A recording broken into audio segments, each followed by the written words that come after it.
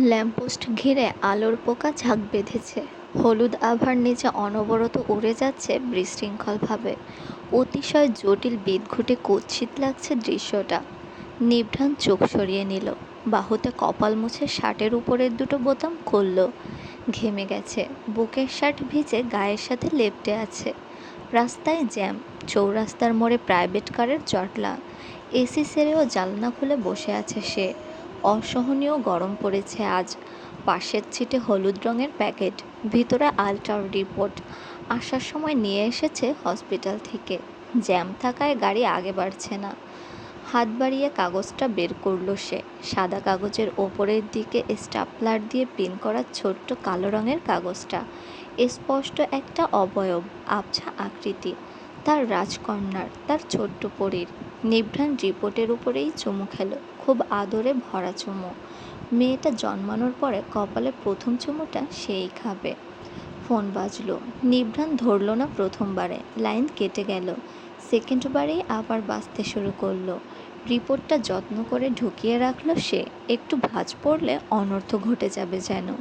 Nishad phone করেছে। ভ্রু কুঁচকে ফোন ধরল সে। ওপাশ থেকে ঠাট্টাপূর্ণ কথা আশা করলেও শোনা গেল তার বিপরীত।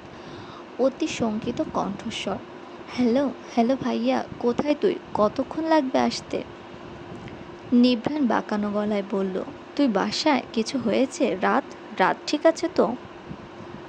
নিশাদ রুদ্ধস্বরেই বলল, ভাবির খারাপ লাগছে খুব। আমরা বসে আছি কাছে, তবু তোকে ছাড়া কিচ্ছু বোঝে না মেয়ে। জলদি আয় প্লিজ।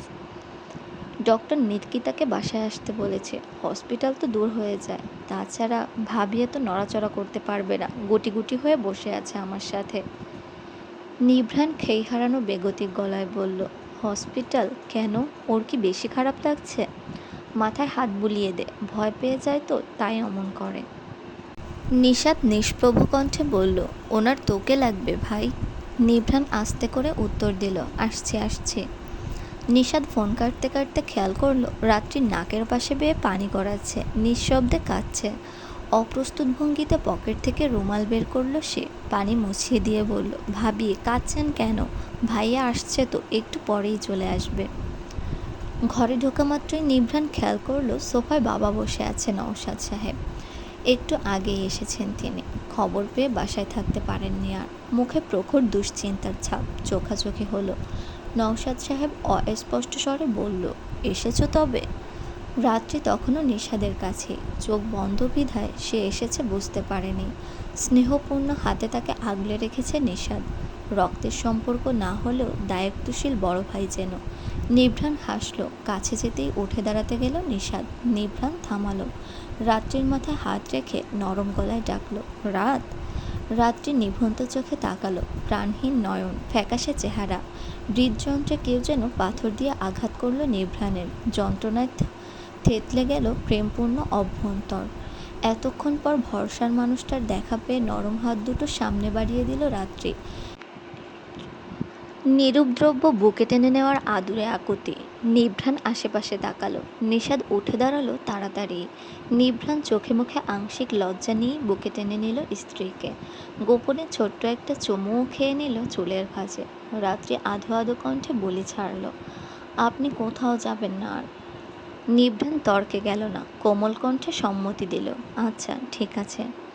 নওশাদ সাহেব ধীর গলায় বললেন, অফিস থেকে একটু তাড়াতাড়ি আসবা না? মেয়েটা থাকতে পারে না, দেখোই তো। নিভ্রাণ গলা ঝেড়ে বলল, ও একটু ভয় পায় আসলে। কই, এখন তো পাচ্ছে না। এতক্ষণ কেমন করছিল জানো? উনি উনি করে পাগল হয়ে গেছিল। এখন দেখো চুপ হয়ে বসে আছে। নিভ্রাণ লজ্জা পেল। মৃদু গতিতে মাথা নাড়ালো শুধু। তার সাথে থাকতে থাকতে মেয়েটাও পাগল হয়ে গেছে। রিপোর্ট দেখে রাত্রিকে দেখে মিস নিকিতা হেসে বললেন, ইটস ভেরি নর্মাল। মাশাল্লাহ, বাচ্চা হেলদিভাবে বড় হচ্ছে। আকৃতি বৃদ্ধির সাথে সাথে জরায়ুতে প্রভাব পড়ে, তখন ব্যথা হয়। তাছাড়া ওনার ব্লিডিংও হয়নি।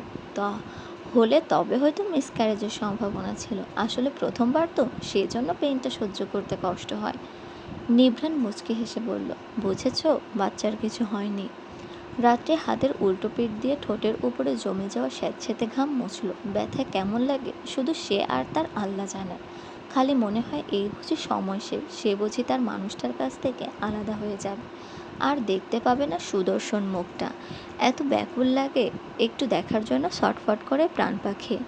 নিভ্রাণ আলতো করে কপালের চুল কানের পিছে গুজতে গুজতে বলল, এত ভয় পাও কেন রাত? রাত্রি না তাকিয়ে বিড়বিড় করলো, আপনি সাথে থাকেন না যে। মিস নিকিতা মুখোমুখি বসলেন। রাত্রির এক হাত মুঠোয় টেনে বললেন, আপনি যথেষ্ট বুদ্ধিমান একটা মেয়ে, তবে ব্যথা উঠলে এত ঘাবড়ে যান কেন? ভয়ের তো কিছু নেই। ব্যথা হলে উঠে দাঁড়াবেন, আস্তে আস্তে হাঁটবেন, না পারলে শুয়ে পড়বেন, রেস্ট করবেন। বাচ্চা আরও বড় হবে, মুভমেন্ট করবে, আপনি বুঝতে পারবেন সে নড়ছে। হ্যাঁ, ব্যথা করবে, কিন্তু এটাই তো মাতৃত্ব, এটাই তো মাতৃত্বের স্বাদ। শত রাতের কষ্টের পর যখন বাচ্চাকে কোলে নেবেন, মনে হবে এসব কিছুই ছিল না, একেবারেই কিছু ছিল না। কিসের কষ্ট? এতেই তো সব সুখ। নিভ্রাণ হাসল। রাত্রি হাঁ করে তার কথা গিলছে, চোখে জমেছে অশ্রু। নিভ্রাণ চোখ মুছিয়ে ম্লান গলায় বলল, খালি কেঁদে দেয়, আমি কই যাব ওকে নিয়ে বলেন? মিস নিকিতা হেসে বললেন, আপনি আপাতত ওনার সাথে থাকেন, কোথাও গেলেই বিপদ। অসুস্থ শরীর নিয়েই পরীক্ষা দিল রাত্রি। এক পরীক্ষায় তো লিখতে লিখতে হলেই ঘুমিয়ে পড়েছিল। নিভ্রাণ প্রিন্সিপালকে বলে তার নির্ধারিত সময় বাড়িয়েছিল। তার অসুস্থতা দেখে অনুমতিও দিয়েছিলেন প্রিন্সিপাল। ছোটোখাটো ঝড়ঝাপটার সাথে নিয়েই পরীক্ষা শেষ হলো। রাত্রিকে আনা নেওয়া, দেখে রাখা, সবই নিভ্রাণের ওপর দিয়ে। মেয়েটা যে তাকে ছাড়া কিছুই বোঝে না। পরীক্ষার সময়টুকু সে ভার্সিটির ওয়েটিং রুমেই কাটাতো। যদি কিছু হয়ে যায়, হয়নি অবশ্য। তার পরের দিনগুলো পেরোলো ঘরে বসে বসেই। কত শত মধ্যরাতে রাত্রি চোখ মেলে দেখত নিভ্রাণ আগে থেকেই উঠে বসে আছে, মগ্ন চোখে কী যেন দেখছে তার মুখের দিকে তাকিয়ে তাকিয়ে। জিজ্ঞেস করলেই শুধু বলতো, তুমি ভীষণ সুন্দর রাত, এত সুন্দর রাত গোটা পৃথিবীতেও নামে না।